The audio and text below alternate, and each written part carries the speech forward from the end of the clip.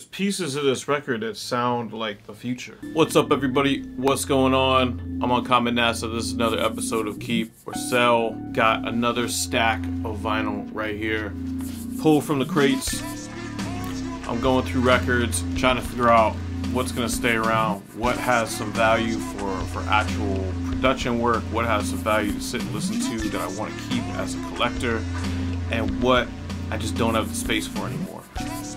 The space might look big on camera, but it's not as big as it looks, especially when it comes to storing vinyl. So that's the whole theme of this entire series, is just going through vinyl, needle dropping, listening to some stuff, discovering some records, talking about some music history and all that kind of thing. So if you like what that sounds like, hit subscribe, hit like, and let's get into another episode.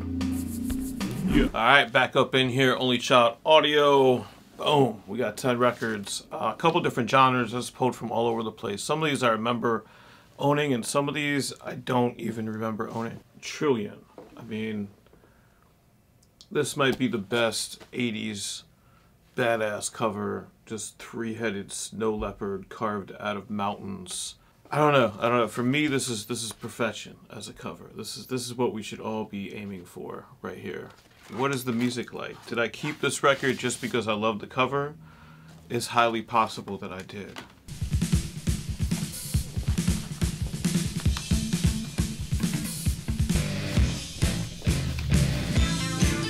Damn.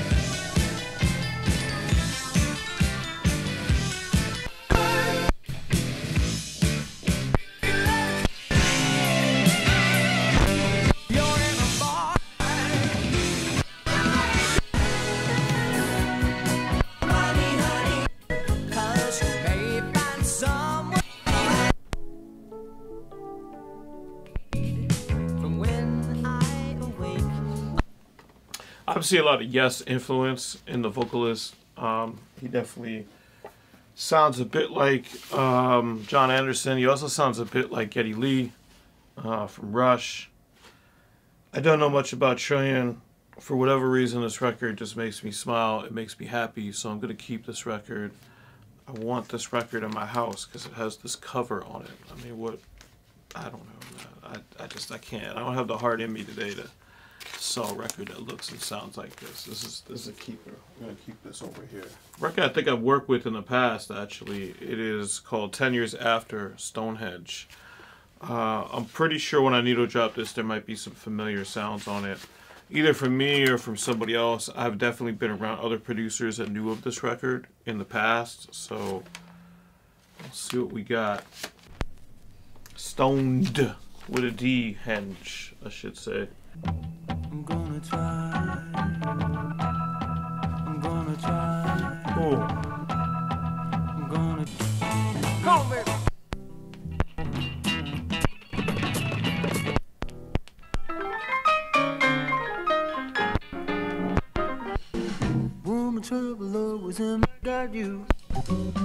Yeah, I like this album. I'm gonna keep it. It sounds really incredible. There's pieces of this record that sound like the future, you know, from when this was made. Like, it sounds really crisp. This is a Jan Garabik record that features Keith Jarrett, Pal Danielson, and John Christensen. This is an ECM jazz release. So we're gonna see what's on here. A lot of times ECM can make really cool, chill, relaxing sort of jazz, but not in a bad way. And I'm thinking this might be part of that.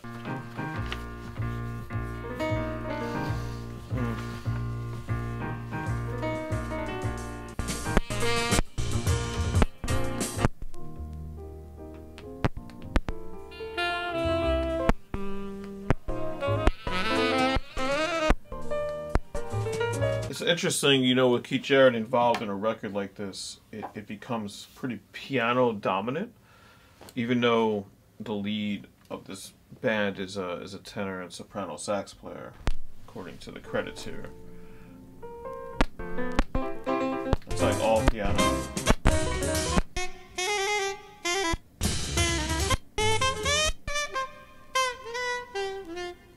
This is a tough one because It's not the most exciting record in the world. Like, it doesn't make me jump up and down and, like, get all amped and be like, oh my god, I can't wait to fuck with this record. I can't wait to listen to this record.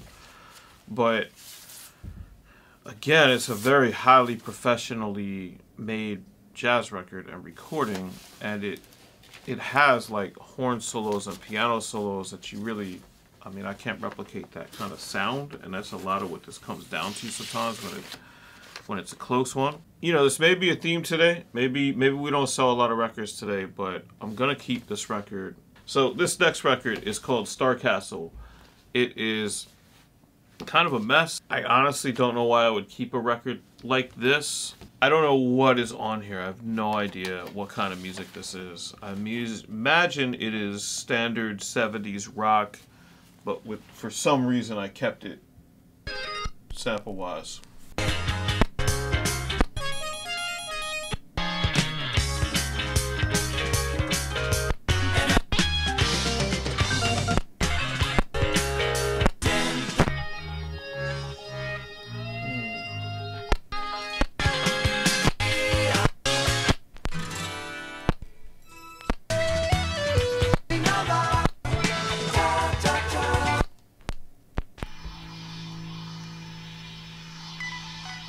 I might have used that little piece somewhere. Yeah, it's tough with these records. This is very similar to Trillion. Besides the fact that Trillion had a badass cover, and this is kind of, eh. I don't want to diss the music by saying it's derivative, because this is actually from '74, so this is a little bit more in the era. The Trillion record was starting to get into 80s themes, so it was like 78, 79. But point being, like, they're both a little bit derivative of bigger bands. Definitely attempts by labels to find the next Yes or the next Rush or the next ELP. That's kind of good because, like, I can kind of be able to get sounds that have that hardcore progressive rock kind of feel to them without touching very well-known music. So it gives me a chance to manipulate stuff, you know, that I normally wouldn't have access to, or would be, I don't know, I hate to say like taking a risk to use, but taking a risk to use. So, you know, look, I mean, we're making a video and calling out Starcastle, so how safe are you with sampling? But I think that this is kind of a cool example of a record that I would keep for that reason. So this is a keep. This is an album called Random Hold. This is more from the 80s.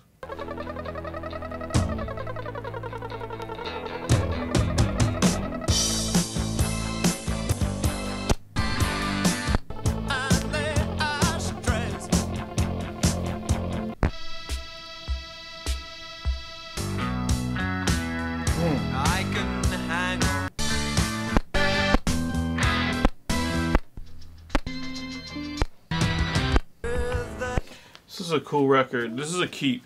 And I'll tell you exactly why this is a keep.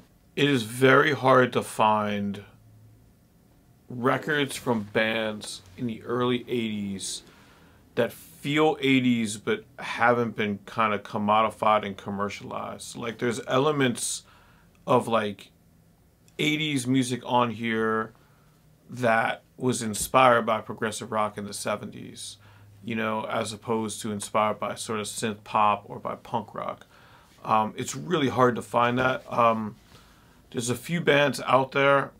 Adrian Wojnak's band, which I can't think of the name of at the moment, is a great example of a band like that. Snakefinger is a great example of a band like that. And I really like that kind of music. It kind of borders on what's called dance rock, which was sort of an East Village 80s thing.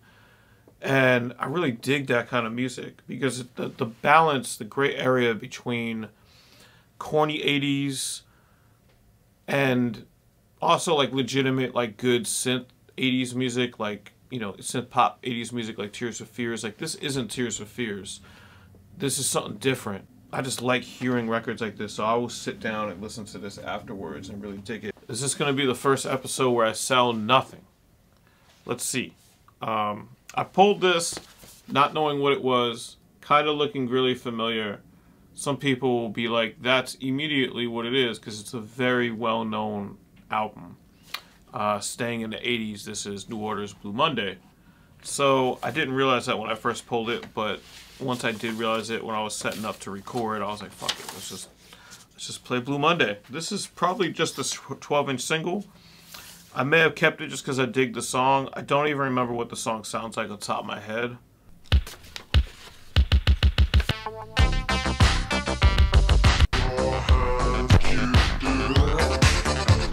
So there you go. It's a 45. So it's dope though, because what you heard is so crunchy. Like, you know what I mean? Like, that's probably why I ended up keeping it, because it's so crunchy. That kick is like, I was gonna say it's similar to a 909, and now that I hear that I had it slowed down, it probably is a 909. When I bring it back to the top and play this again, you'll probably hear it, because it's a little bit too loose to a 909, but it was punchy like a 909. That's just cool. That brings back a lot of memories. Let me just put the other side on. There's a song that I haven't heard of on the other side. This drum machine fucking crashes and shit.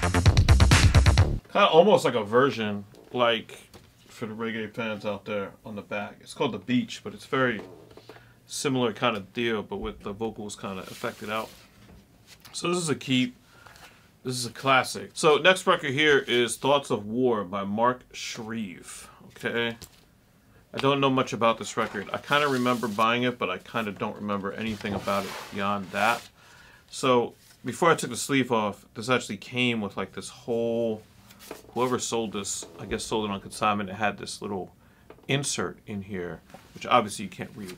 I'll try to read some of it to you, but like, it literally just describes like the samples on here, or the sound of it on here. Like, maybe this was just somebody's personal thoughts on it, but like, side 1, track 1 just has an X. Like, don't fuck with that record. Track 2 has a check that says Space Electronic. Track 1 on side 2 says a check mark with space part A and B. And then number 2 on side 2 says much like Vangelis. Like, that's literally what it says on here. So this is somebody's notes. This is probably a record that was at a radio station, I would assume, and that's why they probably labeled it this way, so that people could just dig and not have to listen to every record to put their show together or what have you. Or it was belonging to a library or something.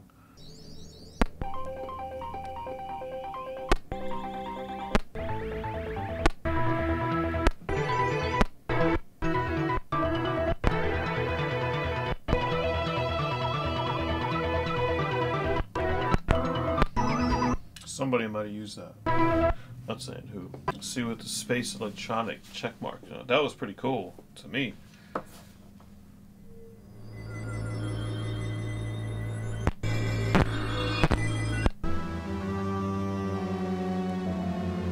just sounds familiar, like somebody else used it. I'm not sure exactly who, but I'm gonna fuck with it. This is a cool ass record. Yeah, I mean, that's just too cool of a record. I don't know, man. I don't know. I think we're going undefeated today. I think I've taken 10 records out and putting 10 records back. This is a rough one. This is a keep. We're keeping a lot of records. We don't have space for it, but these are worth the space. I have a record from the Brooks Arthur Ensemble called Soul Forms. This is on Verve Records. I don't know who Brooks Arthur is. There's some cool artwork in here. I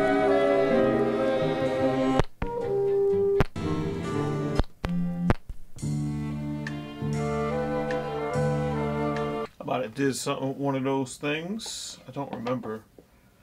It's funny, I can even hear my own samples now and not remember what beat I made or what I did with them.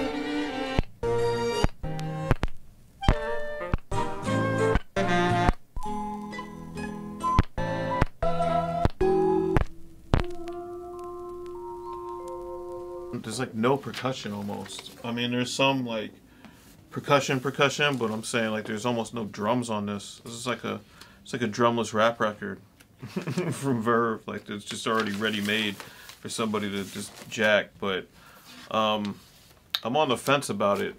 It's a close one. I think I'm gonna put this on the side for a second. All right, hold on. We're gonna drag this out because I haven't sold anything yet. I don't know what to do with that record exactly. In the meantime, Steph Meter Hammond Party 2.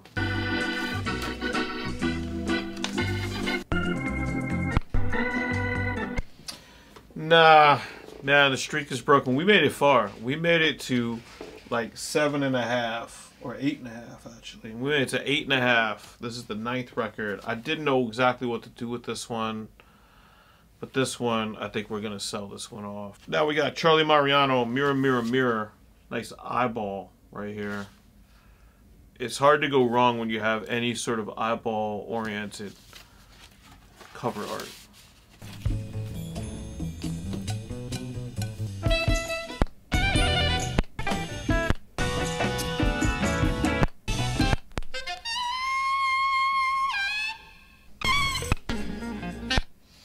Horn solos, you know, like, if you don't know how to flip a horn solo, then that's cool. But I do, and like, horn solos are very hard to come by, and even on records that I'm not overwhelmingly feeling. Like, if you get a horn solo by itself, I'll give you the secret. Like, a horn solo is great because it's not playing to time, right? So it's a cappella. So it's like an a cappella vocal. You can speed it up and slow it down.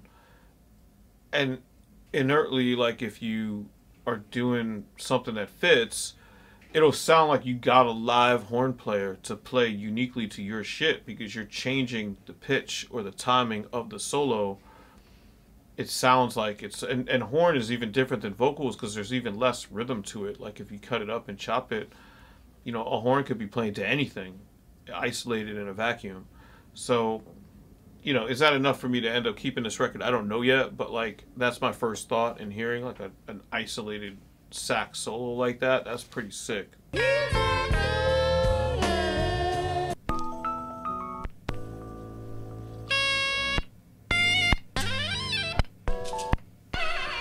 It's a good one to sit and listen to, actually. I like this quite a lot, actually.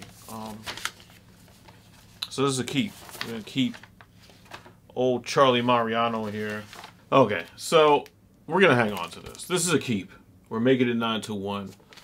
Brooks Arthur Ensemble. I can't let this go. I thought about it, but it's an original Verve release, and it's got some dope shit on it. I'd be stupid to sell this. I think most of you were probably thinking the same thing. So I'm gonna leave that right there.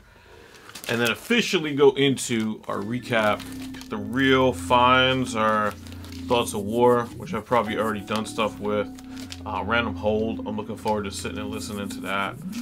I like this Charlie Mariano record that we just finished listening to. That's one of my favorites that I'm keeping. You know, the best cover of all time, Trillion. Gotta keep that. I actually really have come around just in sitting here, like, and then looking back at the other records, like, this is a good record. I don't know why I fronted on this, but Brooks Arthur. And then, you know, we got the classic New Order, of course. And then we're keeping these. I think these are just records that thick out your collection, you know. Gotta have a copy of Stonedhenge. Gotta have something with Jarrett playing on it. So shout out to Jarrett back there. And Starcastle. This is just a beat up copy of this record with artwork that I'm not really vibing with, but it's got some dope shit on it. And then the one thing we're gonna sell is this here, Steph Meter. It's cool to have a record that's nothing but Hammond, but as you saw, there's not much to really say or think about it. Besides, like, this is a record that has Hammond organ on it that I'm not sure what I would do with this at this point, but maybe somebody else will find it interesting. At some point, I'm gonna close out the season of this series just by showing you guys like what all these records I'm saying I'm selling are actually worth and like posting them on Discogs. We'll get to that episode eventually, but for now, like, subscribe. Next episode of this, I'm gonna be in Chicago doing some digging there, so that'll be really cool. I'm gonna do another episode that's like sort of in a neighborhood shop around here, and I'll probably do one with just 45s, and you know, we'll get to like 10 or 12 of these, and then you know, kind of recap what I'm actually selling and all that. That should be fun too. So like and subscribe for Keep or Sell. Of course, This is Uncommon Records NYC. This is a record label with dope artists and dope music. Go to uncommonnasa.com to find out more about that. Uncommon Records.bandcamp. You can also find us on Discogs for the label Uncommon Records NYC. Peace, y'all.